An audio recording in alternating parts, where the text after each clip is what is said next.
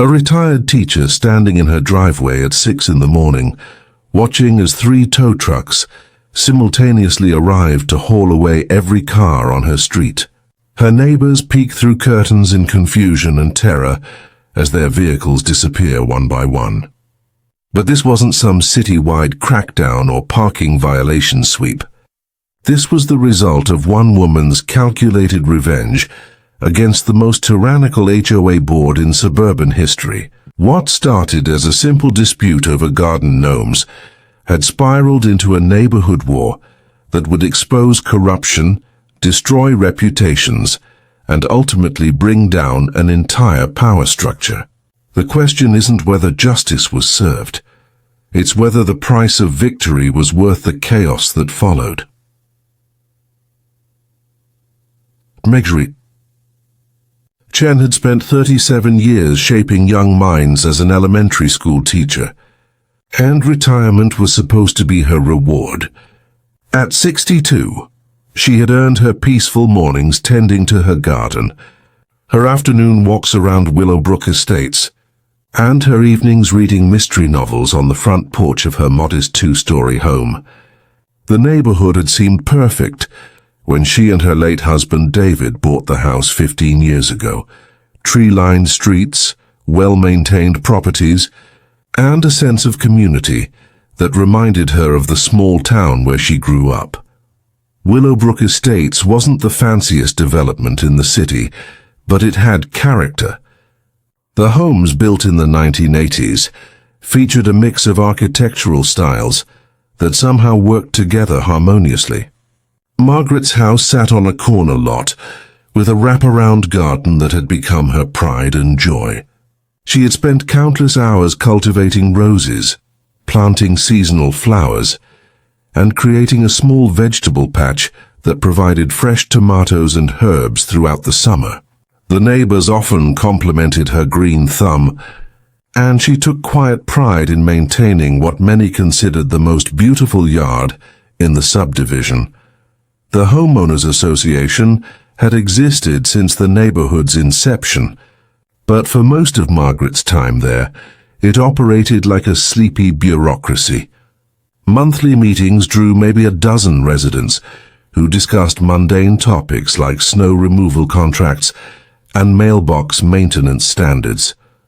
The annual dues were reasonable, the rules were sensible, and enforcement was minimal. Margaret had served on various committees over the years, helping organize the annual block party and volunteering for the holiday decoration contest. She knew most of her neighbors by name and genuinely enjoyed the sense of community. Everything began to change 3 years ago when the Hendersons moved into the large colonial at the end of Maple Street. Richard Henderson was a corporate lawyer who had made his fortune in mergers and acquisitions, while his wife Patricia had built a successful real estate empire.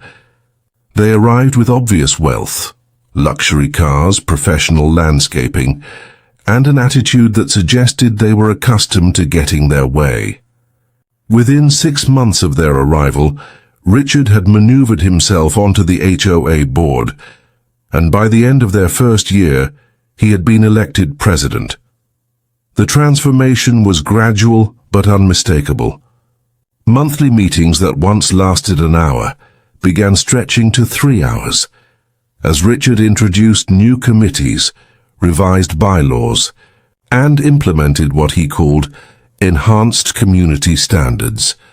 The association's modest annual budget ballooned as the Hendersons pushed through expensive projects, decorative street lighting, upgraded entrance signage, and a contract with a premium landscaping company for common areas. Dues doubled, then tripled, forcing several elderly residents on fixed incomes to struggle with the payments. Margaret first noticed the shift when she received a certified letter about her garden gnomes. She had collected them over the years, whimsical ceramic figures that David had brought back from business trips or that she had picked up at craft fairs. They were scattered throughout her garden beds, adding touches of humor and personality to her carefully cultivated landscape. The letter, signed by Patricia Henderson in her capacity as HOA Vice President, informed Margaret that decorative lawn ornaments violated the community's architectural harmony standards and must be removed. Within 30 days, the letter cited a newly amended bylaw that Margaret had never seen before, despite her regular attendance at monthly meetings. When she called Patricia to discuss the matter, she was told that the changes had been voted on during a special emergency session that occurred while Margaret was visiting her sister in California. The meeting minutes, Patricia explained, were available for review at the management company's office during business hours. Margaret drove to the management company the next day, only to discover that the so-called emergency meeting had been attended by exactly 5 people, the bare minimum required for a quorum. The Hendersons and their 3 closest allies had essentially rewritten the community's rules in a session that lasted 15 minutes. The new bylaws were extensive and punitive, covering everything from acceptable paint colors to the maximum height of grass. Violation fines started at $50 and escalated quickly for repeat offenses. What troubled Margaret most wasn't just the underhanded way the changes had been implemented, but the selective enforcement that followed.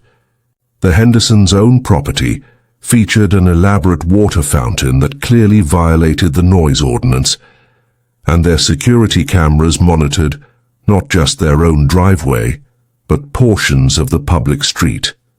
Other board members seemed to enjoy similar immunity from the rules they imposed on everyone else. Margaret tried reasoning with her neighbors, attending meetings, to voice her concerns about the increasingly authoritarian direction of the association. She discovered she wasn't alone in her frustration. Elderly residents were being fined for minor infractions, like leaving garbage cans visible after pickup day. Young families were receiving violation notices for children's toys left in yards overnight. The Petersons, a retired couple on Social Security, had been threatened with legal action because their mailbox post showed signs of weather damage. The responses from the board were dismissive and often condescending. Richard Henderson had a particular talent for making concerned residents feel foolish for questioning his decisions. He would cite obscure property law, reference comparable communities with similar standards, and suggest that people who couldn't afford to maintain their properties properly might be happier elsewhere. Patricia would nod along, taking detailed notes about who was speaking up and which properties might warrant closer inspection. Margaret realized that what had once been a genuine community had become something else, entirely a fiefdom ruled by people who seemed to take pleasure in exercising power over their neighbors. The monthly meetings had transformed from collaborative discussions into lectures where residents were informed of new rules and higher fees. Dissent was met with parliamentary procedure and veiled legal threats. As she sat in her garden one evening, looking at the gnomes that had brought her so much joy over the years, Margaret felt something she hadn't experienced since her most challenging days in the classroom: the determination that comes from being pushed too far by a bully. She had spent decades advocating for children who couldn't defend themselves, and she recognized the same dynamics playing out in her own neighborhood.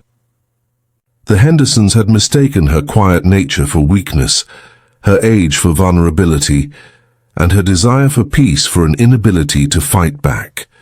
They were about to discover just how wrong they were. Margaret's first act of defiance was deceptively simple. She kept her garden gnomes exactly where they were. When the 30-day deadline passed, she received another certified letter, this time demanding immediate compliance and imposing a $50 fine. She paid the fine but left the gnomes in place. The next month brought a $100 penalty, then $200. By the 4th month, The fines had escalated to $500, and Margaret had paid every single one without moving a single ceramic figure. The neighbors began to notice. Mrs. Patterson from across the street mentioned, during their morning walk, that she admired Margaret's courage. The Johnsons, a young couple with twin toddlers, stopped by to express their support and share their own frustrations with the increasingly aggressive HOA enforcement. Word spread quietly through the neighborhood that the retired teacher was standing up to the Hendersons, and Margaret found herself becoming an unintentional symbol of resistance. Richard Henderson responded by escalating the pressure. Margaret began receiving violation notices for infractions that seemed to multiply by the week. Her mailbox was supposedly 2 inches too far from the curb. Her rose bushes extended beyond the acceptable property line by several feet. The decorative border stones around her flower beds were not approved materials. Each violation came with its own fine and a timeline for correction that seemed designed to be impossible to meet. The harassment extended beyond paper notices. Margaret noticed that her property was being photographed regularly, often by Patricia Henderson herself, who would drive slowly past the house with her phone held up to the passenger window. Sometimes the photos were taken from different angles, as if documenting evidence for a legal case. The intimidation was subtle but constant, a reminder that she was being watched and judged by people who had made it clear they wanted her gone. Margaret's research into the HOA's operations revealed a pattern of corruption that went far deeper than selective rule enforcement. The landscaping contract had been awarded to a company owned by Richard Henderson's brother-in-law, despite higher bids from more qualified competitors.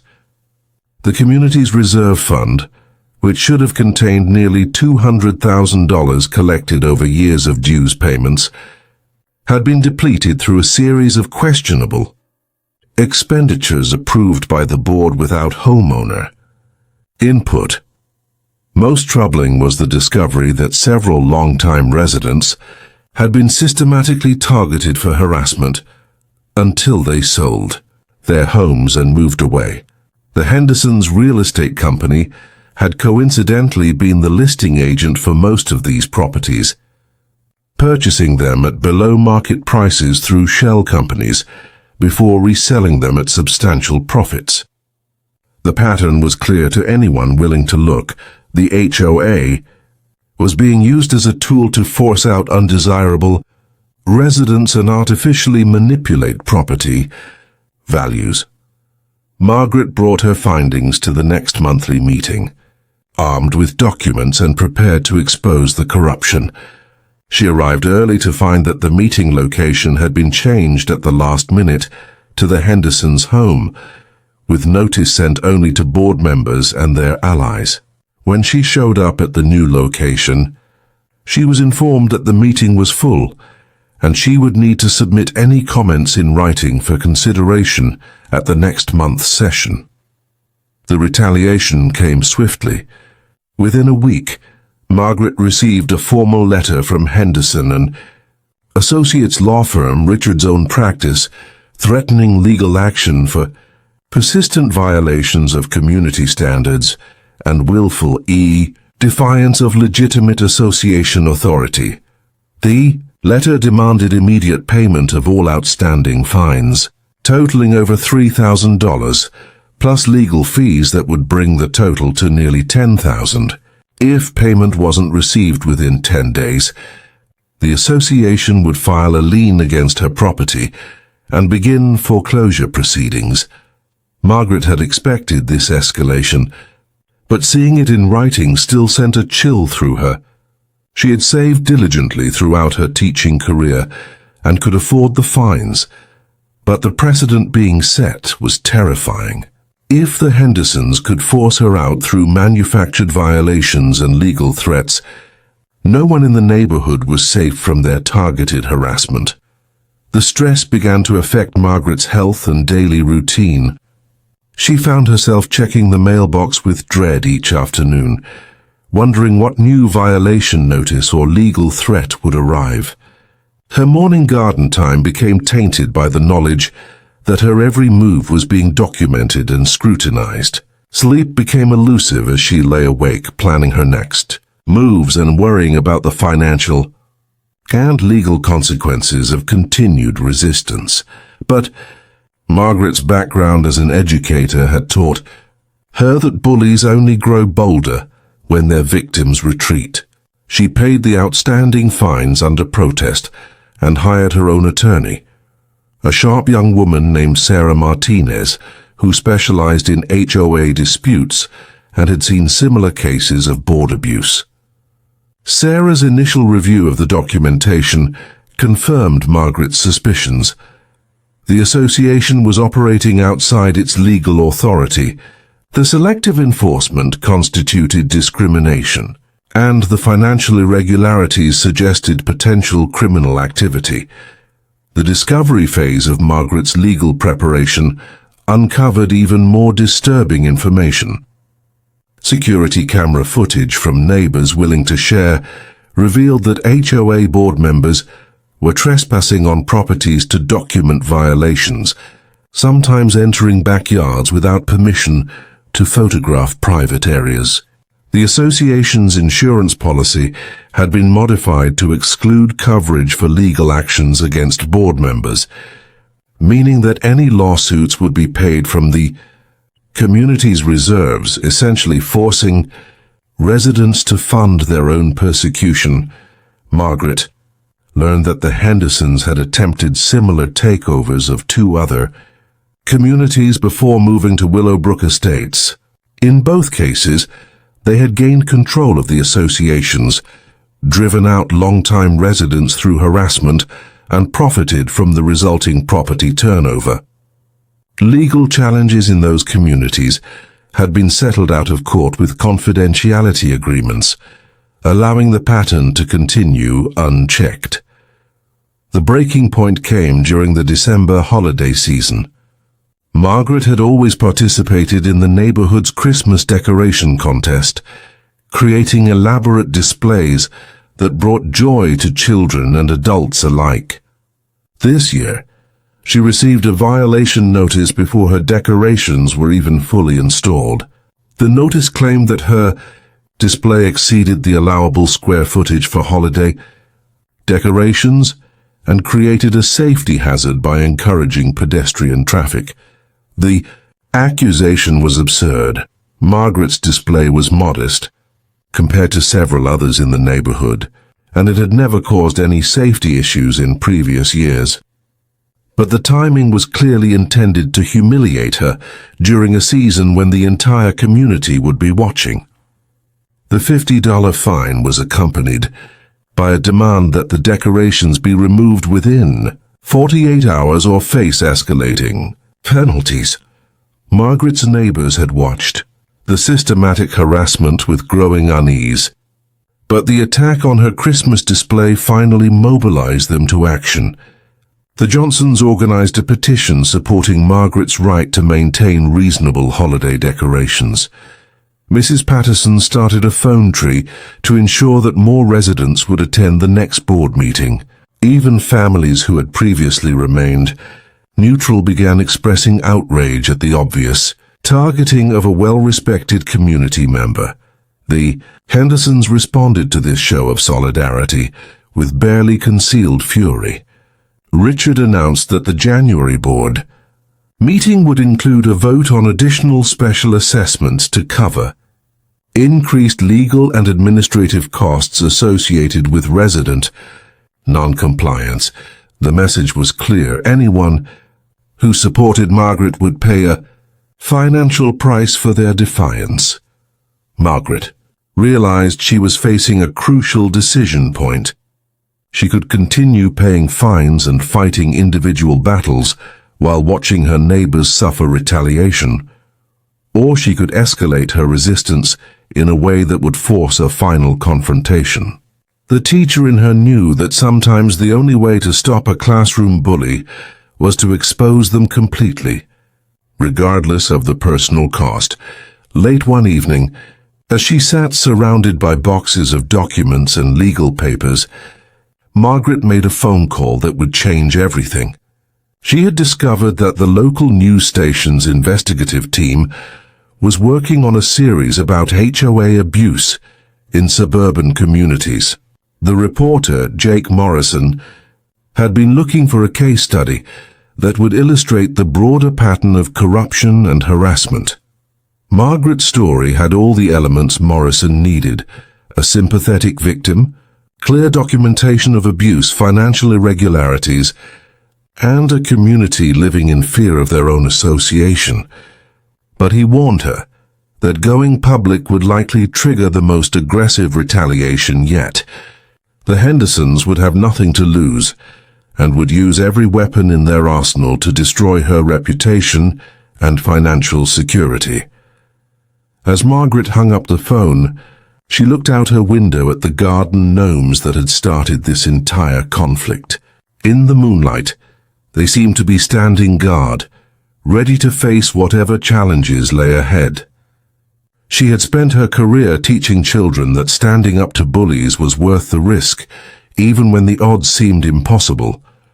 Tomorrow she would find out if she still had the courage to follow her own lessons.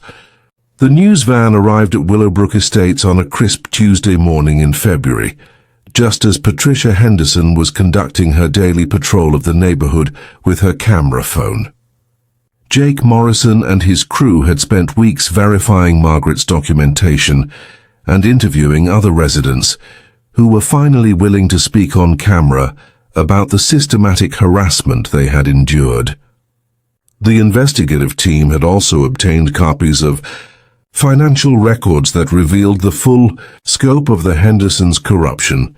Patricia's face went white when she spotted the Channel 7 News logo on the van parked outside Margaret's house. She immediately called Richard, who was in his law office preparing what he believed would be the final foreclosure paperwork against the stubborn teacher. Within minutes, Richard was speeding toward home, his mind racing through damage control strategies and legal options to prevent the story from airing. Margaret had agreed to an on-camera interview, but she had also insisted that Jake Morrison confront the Hendersons directly with the evidence of their financial improprieties and selective enforcement practices. The reporters' team had positioned themselves strategically throughout the neighborhood, with cameras ready to capture the confrontation that everyone knew was coming. When Richard's BMW screeched into his driveway, he found Jake Morrison waiting on his front steps with a microphone and a thick folder of documents. The questions came rapid fire. Why had the association's reserve fund been depleted through contracts with his relatives? How did he justify fining residents for violations while ignoring identical issues on his own property? What was his response to allegations that he was using the HOA as a tool to manipulate property values for his wife's real estate business? Richard's response was exactly what Margaret had predicted. He became aggressive and defensive, threatening legal action against the news station while refusing to answer any substantive questions.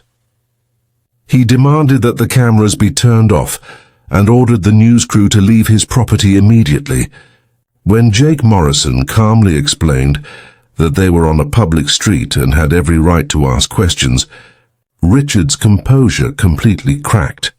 The confrontation escalated when Patricia emerged from the house and began shouting at the news crew, accusing them of harassment and trespassing.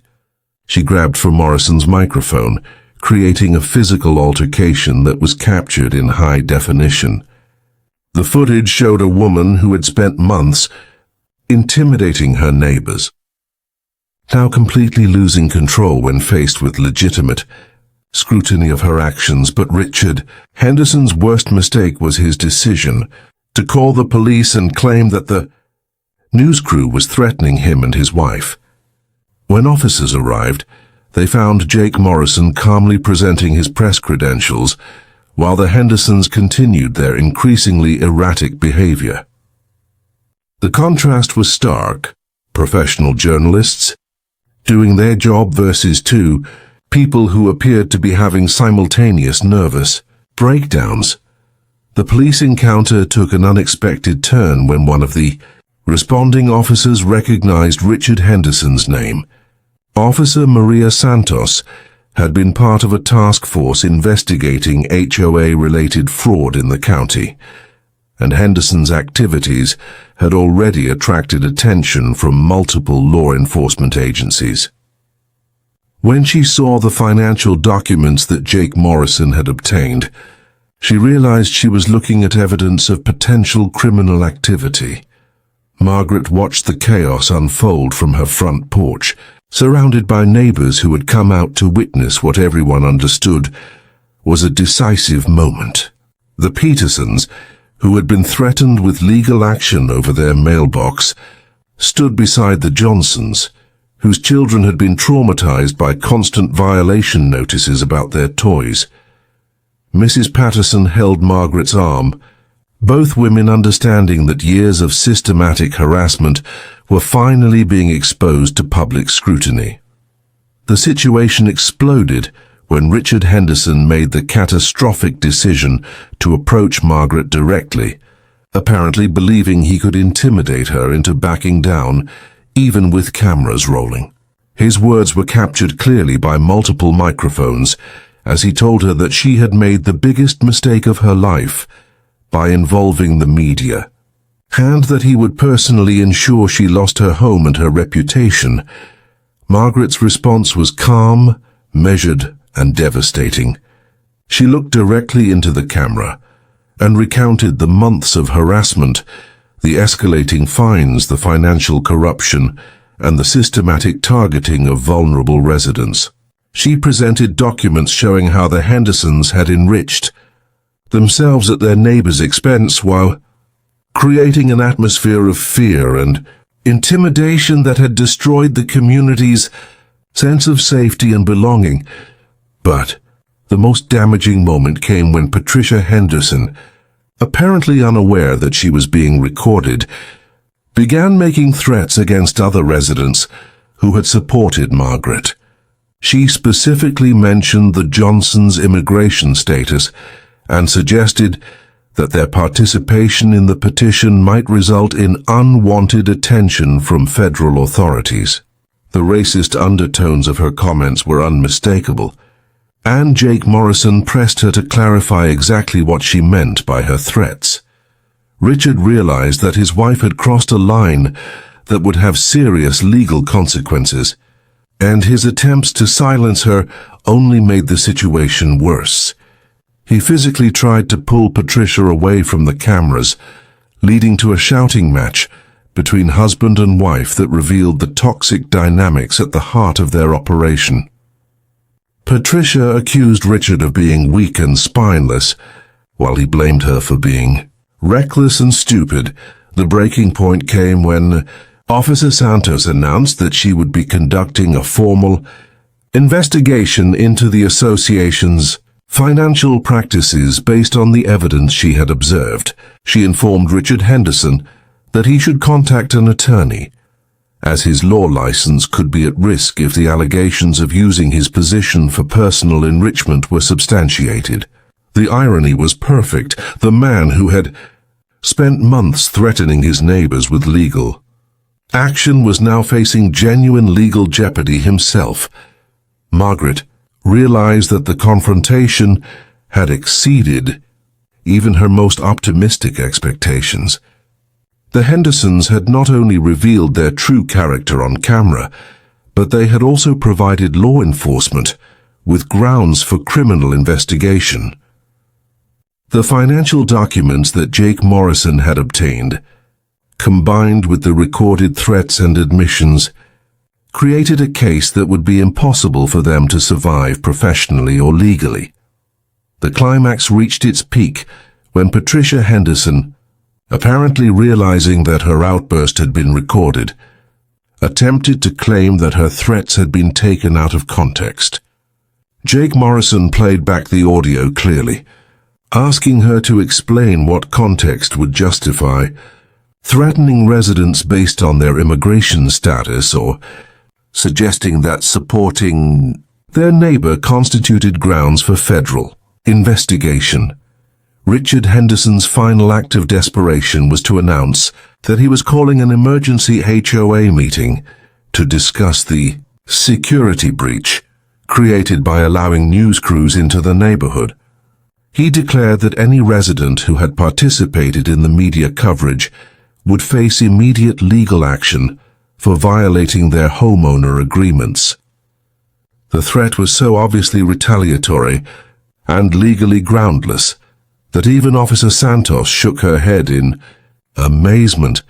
Margaret stepped forward and informed Richard that she had already contacted the state attorney general's office about the association's practices and that a formal investigation into HOA abuse would be launched regardless of any legal threats he might make.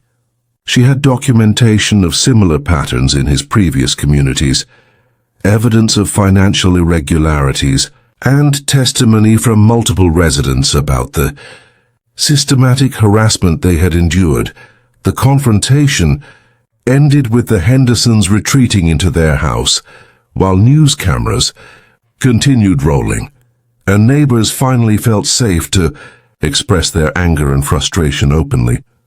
Margaret remained on her front porch, surrounded by people who had found their courage by watching her refuse to be intimidated. The garden gnomes that had started the entire conflict sat peacefully in their flower beds, innocent ceramic witnesses to the complete collapse of a corrupt power structure. As the news crew packed up their equipment, Jake Morrison assured Margaret that the story would air that evening and that follow-up investigations were already being planned. The financial irregularities alone would trigger multiple agency reviews, and the recorded threats would likely result in civil rights violations that carried federal penalties. Margaret looked around at her neighbors, many of whom were speaking openly about their experiences for the first time in months. The fear that had dominated their community was already beginning to lift, replaced by a sense of solidarity and shared purpose that reminded her why she had fallen in love with Willowbrook Estates in the first place. The battle was far from over, but the war had been decisively won. The Channel 7 investigative report aired that evening to an audience of over 500,000 viewers, but its impact extended far beyond the initial broadcast. Within hours, the story had been shared thousands of times on social media, with viewers expressing outrage at the Hendersons' behavior and admiration for Margaret's courage. The footage of Patricia Henderson making racist threats while her husband tried to silence reporters became a viral sensation, turning the couple into symbols of everything wrong with unchecked HOA power. The immediate aftermath was swift and merciless. Richard Henderson's law firm received dozens of calls from clients demanding to terminate their relationships, unwilling to be associated with someone who had been exposed as a corrupt bully on television. The State Bar Association launched an ethics investigation within 48 hours, focusing on his use of his legal practice to intimidate homeowners while simultaneously profiting from HOA contracts awarded to his relatives. Patricia Henderson's real estate empire crumbled even faster. The brokerage that had employed her for 8 years terminated her contract immediately, citing the racist comments and unprofessional behavior captured on camera. 3 pending property sales fell through when buyers discovered her involvement, and the Real Estate Licensing Board opened their own investigation into her business practices and the suspicious pattern of below-market purchases in communities where her husband controlled the HOA. But the most devastating blow came from an unexpected source. The mortgage company that held the loan on the Hendersons' expensive colonial had included a morality clause in their executive lending agreement, standard practice for high-profile borrowers whose public behavior could affect the lender's reputation. The viral video of their meltdown triggered an immediate loan review, and the bank demanded full payment within 30 days or face foreclosure proceedings.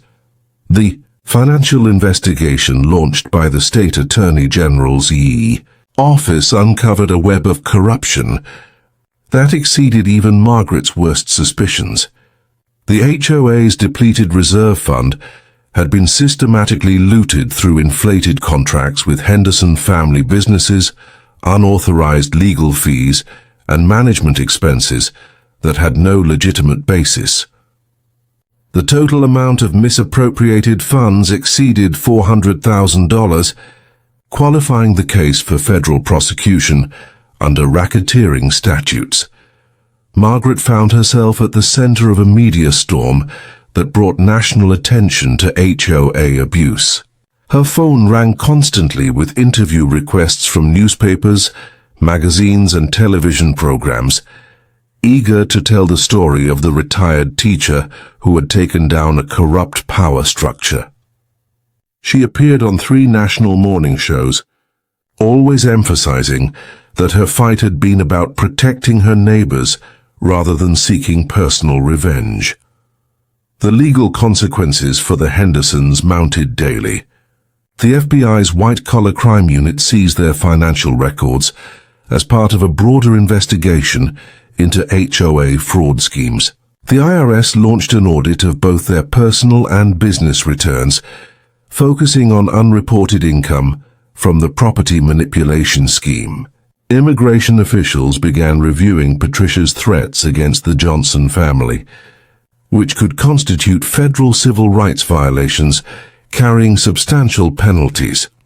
Margaret's neighbors, inspired by her example, began coming forward with their own stories of harassment and intimidation. The Petersons revealed that they had been pressured to sell their home at below market value to one of the Hendersons' shell companies. The Williams family disclosed that they had paid over $8,000 in manufactured fines rather than face the legal costs of fighting the association. Each new revelation strengthened the criminal case and expanded the scope of potential civil liability. The community's transformation was remarkable to witness. Monthly HOA meetings that had been attended by only the board members and their allies suddenly drew crowds of 40 or 50 residents eager to participate in rebuilding their neighborhood's governance. Margaret was elected president by unanimous vote, and her first act was to suspend all pending violation enforcement until the bylaws could be completely rewritten with community input.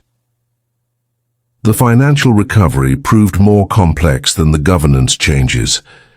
The misappropriated reserve funds would need to be recovered through lengthy legal proceedings, assuming the Hendersons had any assets left after paying their mounting legal fees and penalties. Margaret worked with a forensic accountant to trace the money trail and identify which expenditures could be reversed or recovered. The towing incident that had been teased at the story's beginning finally occurred 6 months after the initial confrontation. The Hendersons, facing imminent foreclosure and criminal charges, had attempted one final act of retaliation by hiring private towing companies to remove vehicles they claimed were parked in violation of association rules. Their plan backfired spectacularly when the towing companies discovered that the work orders had been forged and that no legitimate violations existed. Margaret had anticipated this desperate move and had prepared accordingly. She had installed security cameras throughout the neighborhood and coordinated with local police to ensure that any illegal towing would be met with immediate law enforcement response. When residents woke to find their cars being hooked up to tow trucks, they were ready with documentation proving their legal parking status and phone numbers for both police and local news. Crews dart the footage of 3 towing companies, simultaneously discovering they had been hired under false pretenses, became the final nail in the Hendersons' coffin. Richard Henderson was arrested that morning on charges of filing false police reports, fraud, and criminal mischief. Patricia was charged separately for her role in orchestrating the scheme and for violating the restraining order that had been issued to prevent further harassment of community residents. The criminal trials drew massive media attention, with Margaret attending every session to ensure that the full scope of the Hendersons' crimes was presented to the jury. Richard Henderson was ultimately convicted on 14 felony counts, including racketeering, fraud, and abuse of power. His law license was permanently revoked, and he was sentenced to 4 years in federal prison. Patricia Henderson pleaded guilty to 8 charges in exchange for a reduced sentence of 18 months and permanent banishment from any HOA-related activities. The civil recovery efforts proved more successful than anyone had anticipated.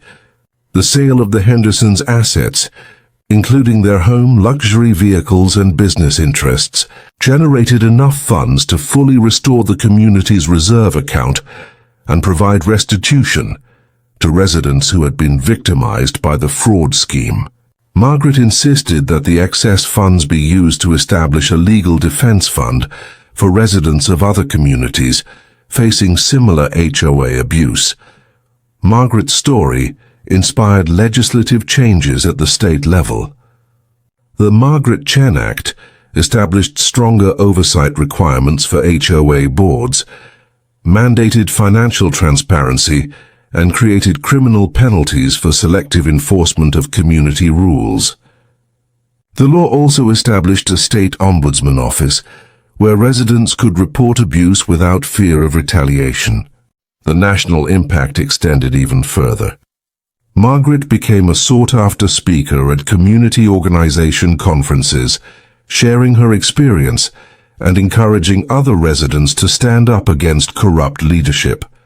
She established a non-profit organization dedicated to supporting victims of HOA abuse and providing resources for communities seeking to reform their governance structures. 5 years after the initial confrontation, Willowbrook Estates had transformed into a model community. Property values had recovered from the damage caused by the Hendersons' manipulation, and the neighborhood had regained its sense of unity and shared purpose. The monthly meetings that had once been forums for intimidation became genuine discussions about community improvement and resident concerns. Margaret's garden remained the most beautiful in the neighborhood, and her collection of gnomes had grown substantially, thanks to gifts from supporters around the country who had been inspired by her story. She continued to tend her flowers and vegetables with the same care she had once devoted to her students, understanding that both required patience, dedication, and the courage to nurture growth in the face of adversity. The lesson of Margaret's victory extended far beyond HOA governance or neighborhood politics. Her story demonstrated that ordinary people have extraordinary power when they refuse to accept injustice and are willing to stand up for what is right, regardless of the personal cost. She had shown that bullies, no matter how wealthy or well-connected, cannot withstand the scrutiny that comes with public exposure of their actions.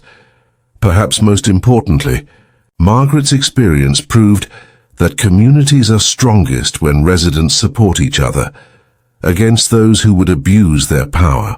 The fear that had once dominated Willowbrook Estates had been replaced by a sense of collective responsibility and shared purpose that made such abuse impossible to sustain. As Margaret sat in her garden on quiet evenings, surrounded by her ceramic guardians and the flowers that had weathered every storm, she reflected on the unexpected journey that had transformed her from a quiet retiree into a national symbol of resistance against institutional bullying. She had learned that retirement didn't mean the end of her ability to teach important lessons. It simply meant that her classroom had become an entire community, and her students were fellow citizens who needed to remember their own power to create change. The question that remained wasn't whether justice had been served, but whether other communities would find the courage to follow Margaret's example when faced with their own corrupt leadership.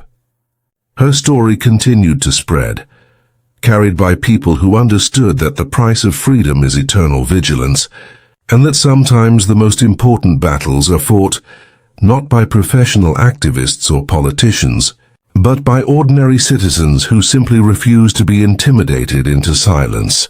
This was today's secret. Every shed hides a secret, but remember, the shed never stays quiet for long. Until next time, Secret Shed Stories.